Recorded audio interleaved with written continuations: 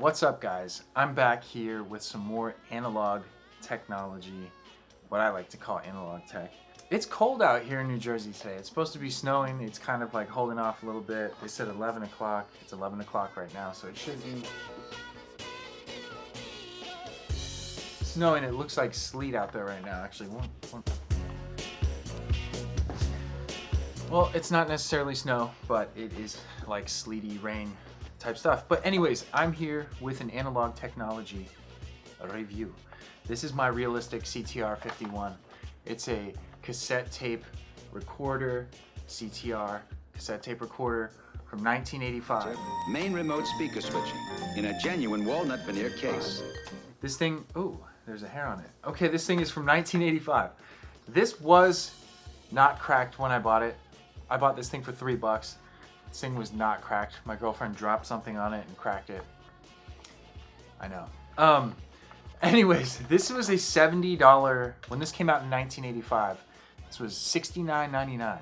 This was a kind of an expensive machine for being from 1985 and not playing the radio or doing anything but recording on a cassette. It's a cool machine though. It's a really cool machine.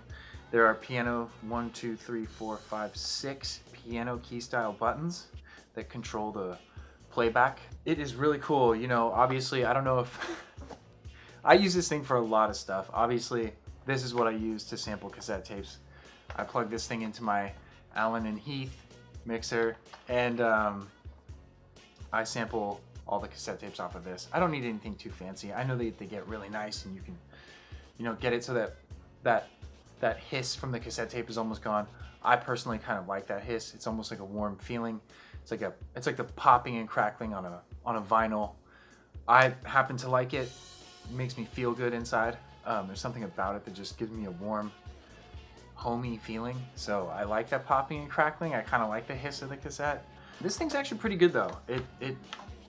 It plays really well. Very clean. Very clean audio comes out of this thing. There's a counter up here so that you can, you know, keep track of where you are on the cassette.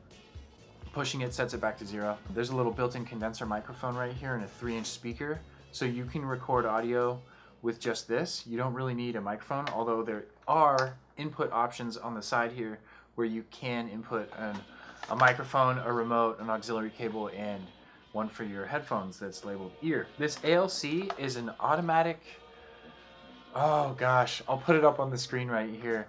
Circuit, automatic something circuit, but it basically regulates the audio so that there's the popping that you get when something's too loud, it won't pop. It will just kind of round it out. And it's actually really nice because if you do record like drums on this thing and it's really loud, it gives this weird kind of effect to the drum. Instead of blowing out your speaker, it gives this weird warmish effect that kind of rounds it out. But you know, like, it's a really cool effect. I like it. Runs on C-cell batteries. There is another option for an AC. And it's kind of cool because when you're plugged in, you can see when you're recording audio, there's a little meter right here that shows if you're going to peak or not in your audio. And if you're not plugged in to the AC outlet, it works as a battery meter as well. So when it's not recording, when it's not metering your voice, it sits on the battery and it tells you where your battery life is at, which is pretty neat.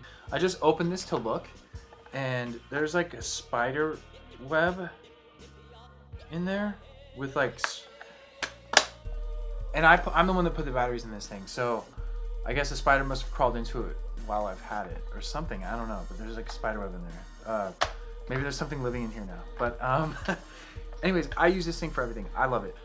I'm gonna plug it in really fast to a PlayStation microphone just so you can hear the audio on this thing. Oh, by the way, there is a handle on this. So you can take this thing portable, you know, click this. I annoy the hell out of my girlfriend because I bring this everywhere I go and I constantly ask her questions and I'm like, what's it like to live in 2019? And I like ask her and she doesn't respond half the time. But yeah, so it's also a good way for me to keep any of my thoughts down.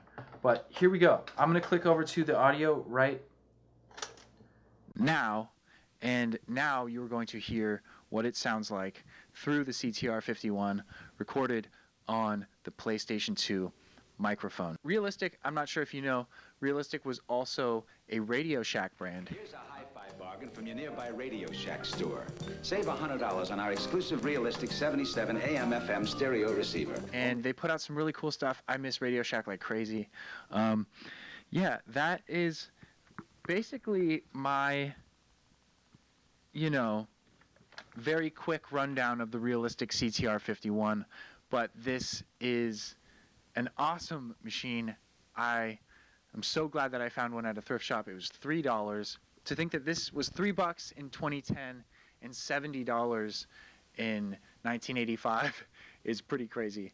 But that is the CTR-51 by Realistic. I am going to sign out on the CTR-51, and I just banged it around on here, so hopefully you didn't hear any of that. You probably will. All right. Thanks for watching. Like and subscribe. Do that whole thing. And I'll catch you on the next one. Thanks a lot. Bye.